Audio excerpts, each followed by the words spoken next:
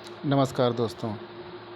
हम बात कर रहे हैं जो परीक्षा आने वाली है लेखपाल की, उसके प्रीवियस ईयर पेपर कैसे थे। अच्छा, उससे पहले हम आपको इस बात से आश्वस्त कर देना चाहते हैं कि आपका पेट का पेपर अच्छा गया होगा।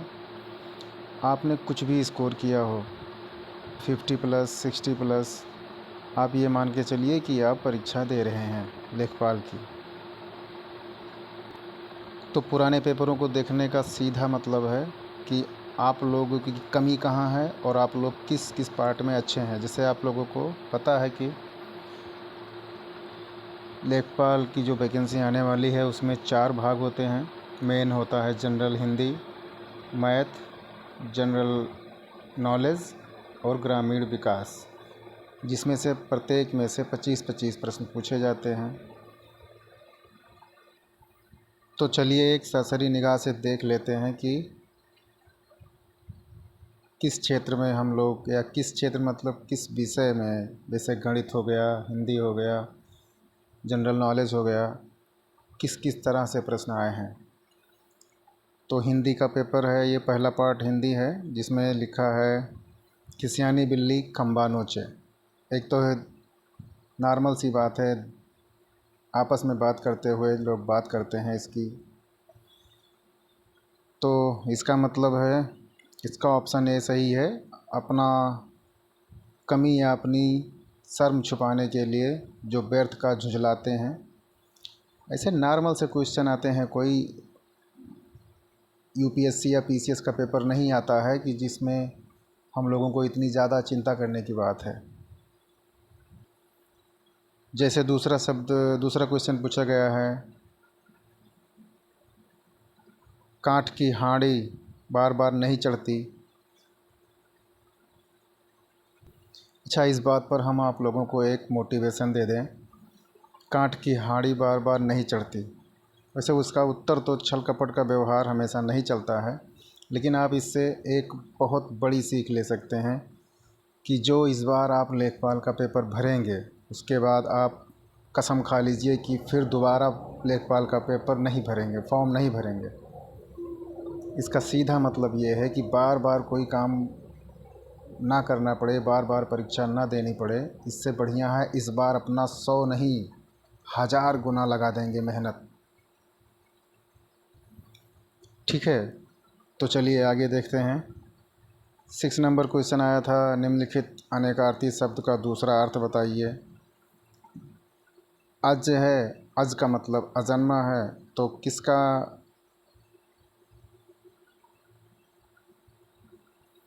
मतलब हो जाएगा कि अज का मतलब अजन्मा और दूसरे अज का मतलब हो जाएगा ईश्वर, कि जो कभी जन्मा ही नहीं।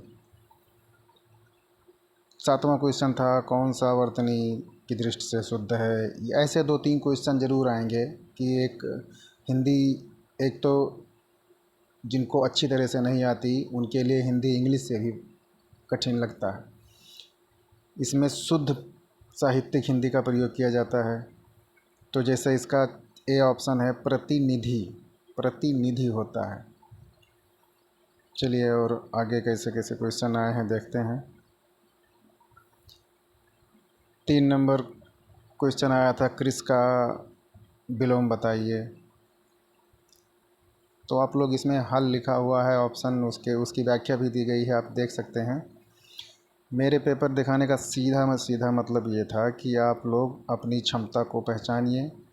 आप देखिए कि कौन कौन सा क्वेश्चन आपको भ्रमित करता है, कौन सा क्वेश्चन आपको एकदम सीधे सीधे आता है। जैसे 22 नंबर क्वेश्चन देख लीजिए, करुण रस का स्थायी भाव क्या है।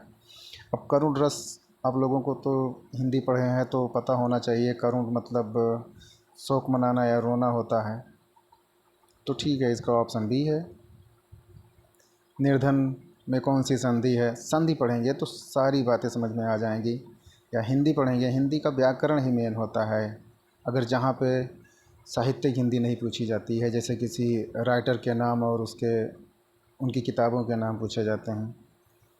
23 नंबर क्वेश्चन है, मैं खाना खा चुका था। ये कौन सा काल है हिंदी में। जैसे इंग्लिश में 3 काल होते हैं, हिंदी में 4 काल होते हैं।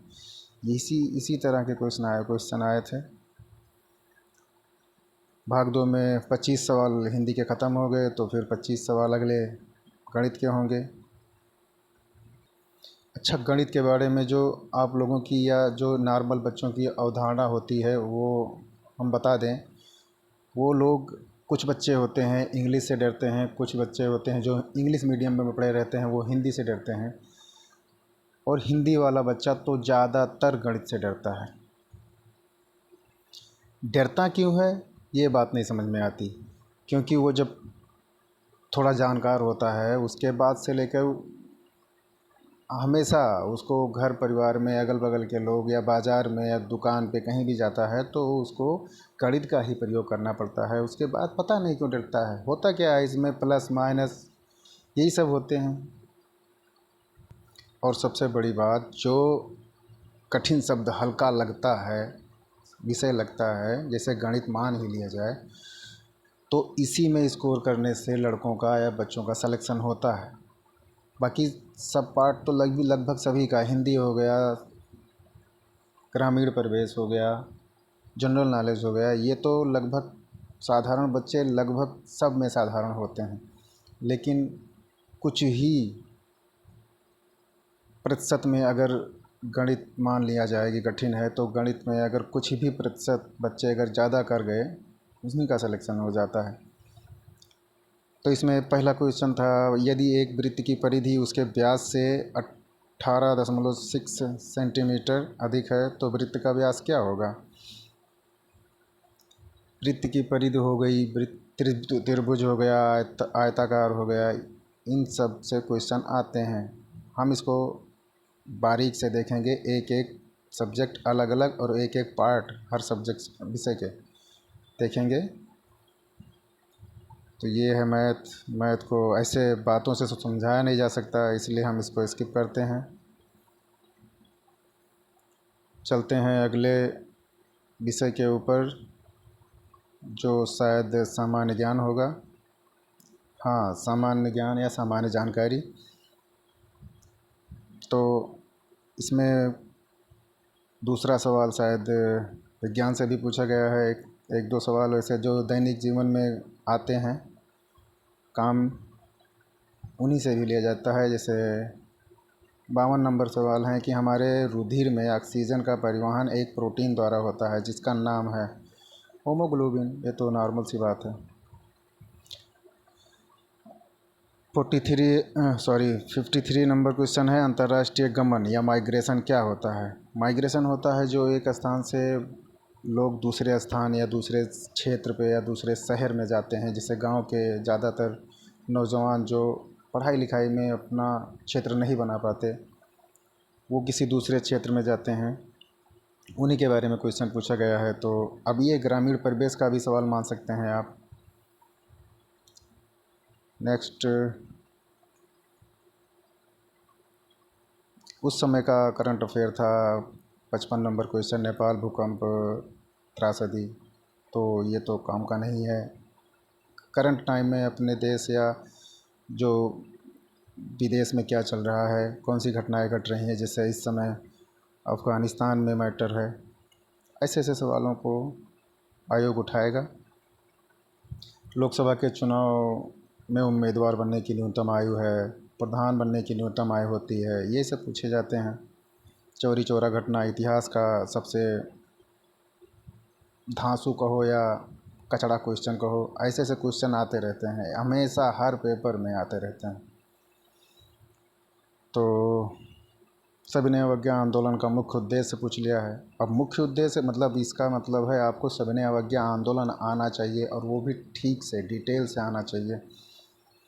सविनय अवज्ञा आंदोलन कब हुआ ये तो लगभग सबको रटे, मतलब सब सारे बच्चे रट लेते हैं, बता देते हैं, लेकिन किस कारण से हुआ ये अगर आपने पकड़ लिया तो फिर आपको एक पाली तो क्या कोई भी परीक्षा निकालने से कोई नहीं रोक सकता। आगे हैं दालें किसका अच्छा स्रोत होती हैं, तो ये तो प्रोटीन का होती हैं। ठीक है, मथुरा, डिगबोई, पानीपत, इन सब के बारे में पूछा गया है। ये सब क्या है, इंडियन ऑयल कॉरपोरेशन लिमिटेड द्वारा स्थापित की गई हैं। और शतपथ ब्राह्मण और तैत्तिरीय ब्राह्मण ये किसके उपभाग हैं, ऐसे पूछा गया है। यजुर्वेद के हैं। यही सब सवाल आते हैं।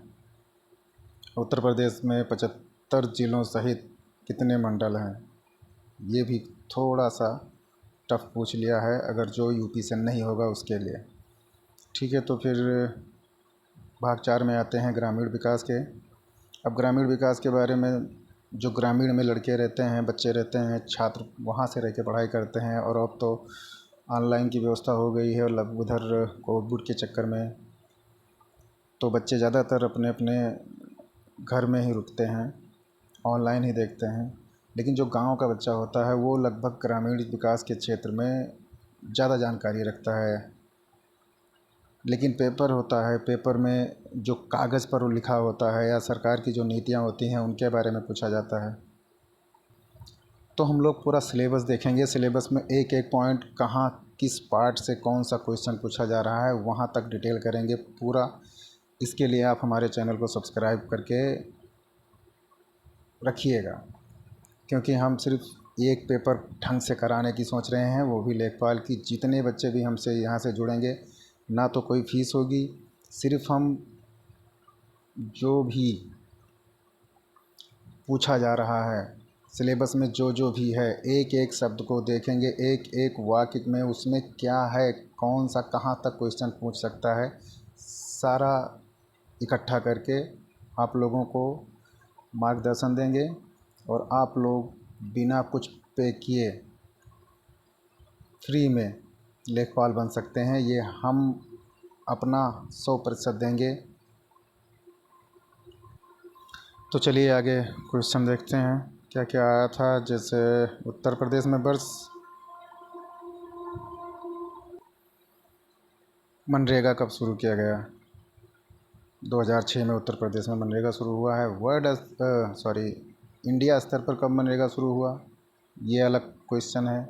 उत्तर प्रदेश में कब हुआ, ये अलग सवाल है। वर्तमान में उत्तर प्रदेश में कितने श्रमिक मनरेगा के तहत या नरेगा के तहत कार्य करते हैं, ये भी जानना ज़रूरी है। भारत में जनगणना, एक सवाल जनगणना या 2 सवाल जनगणना से तो कन्फर्म है, हर पेपर में आता है, जिसमें भारत से भी हो सकता है और उत्तर प्रदेश से भी हो सकता है। कम, पूरे भारत में सबसे कम, सबसे ज़्यादा, लिंगानुपात सबसे कम, सबसे ज़्यादा, घनत्व सबसे कम, सबसे ज़्यादा, ये सब सवाल आने चाहिए। अगला, क्षेत्रफल की दृष्टि से उत्तर प्रदेश का भारत के राज्यों में कौन सा स्थान है? 1, 2, 3, 4 नंबर राजस्थान, मध्य प्रदेश, उत्तर प्रदेश, बिहार, ये सब किस स्थान पे क्षेत्रफल में और जनसंख्या में कहाँ कहाँ आते हैं, ये भी देखना पड़ता है। मध्याह्न भोजन कार्यक्रम आया था। 9वीं पंचवर्षीय योजना। पंचवर्षीय योजना ऐसा चीज़ है, ये नीति आयोग आ गया है पंचवर्षीय योजना आयोग के स्थान पर, लेकिन पंचवर्षीय योजना में किस योजना में कौन सा काम हुआ या कौन सी नीति अपनाई गई थी, आता ज़रूर है। एक बार नहीं, इसको 10 बार पढ़िए, लेकिन जितनी भी 2017 तक पंचवर्षीय योजनाएं चली, इन सब को समझना है आप लोगों को। उत्तर प्रदेश में रेल इंजन संयंत्र, ये ऐसा सवाल। और मध्य भारत में 1 बीघा कितने हेक्टेयर का होता है? हाँ, ये सवाल कई तरह से बनता है। मध्य भारत में अलग होता है, पूर्वोत्तर में अलग होता है, दक्षिण भारत में अलग होता है। इसको बारीक से हम लोग देखेंगे। और कौन सा शास्त्रीय नृत्य उत्तर प्रदेश का है? कथक है, ये भी सही है। शॉर्ट फॉर्म आते हैं। SGSY का पूर्ण रूप क्या होता है? और राज्यसभा में कितनी सीटें उत्तर प्रदेश से हैं? 31 है, वो जो अभी भी वही है। उत्तर प्रदेश में मिलें सबसे अधिक कहाँ पर हैं? किस प्रकार की मिलें सबसे अधिक हैं? तो मुझे आशा है आप लोगों ने पूरा पेपर देख लिया होगा 2015 का। अब आप लोग डिसाइड कीजिए आपका कौन सा सब्जेक्ट स्ट्रॉन्ग है, कौन सा वीक है, किस पे ज़्यादा काम करने की ज़रूरत है। और हाँ, हमारी राय मानिए तो जो सब्जेक्ट आपका स्ट्रॉन्ग है उसमें से एक भी सवाल गलत नहीं होना चाहिए, ये गांठ बांध लीजिए। जिसका हिंदी, जीके या गणित या फिर ग्रामीण। ग्रामीण तो लगभग सभी लेखपाल के बारे में ही पढ़ते हैं, लेखपाल की परीक्षा में ही पढ़ते हैं। बाकी ग्रामीण पर बेस कोई ग्रामीण विकास के बारे में कोई ख़ास नहीं जानकारी रखता है। लेकिन और बाकी जो 2-3 पार्ट हैं उनमें से किसी का हिंदी सही होगा तो किसी का मैथ नहीं सही होगा, किसी का मैथ सही होगा तो उसका हिंदी नहीं सही होगा, उसका मैथ और जीएस सही हो सकता है। ऐसे ऐसे जो 2-3 हैं, कम से कम 3 तो सही होगा ही होगा, तो उसको आप एकदम से कंठस्थ कर लीजिए। उसके बारे में जितनी भी सोर्स जहाँ से भी जानकारी मिले इकट्ठा कीजिए, उसको अपनी धार दीजिए। तो दोस्तों हम मिलते हैं अब point to point, syllabus to syllabus राजस्व लेखपाल के। उसके लिए आप हमारे चैनल को सब्सक्राइब करें। धन्यवाद।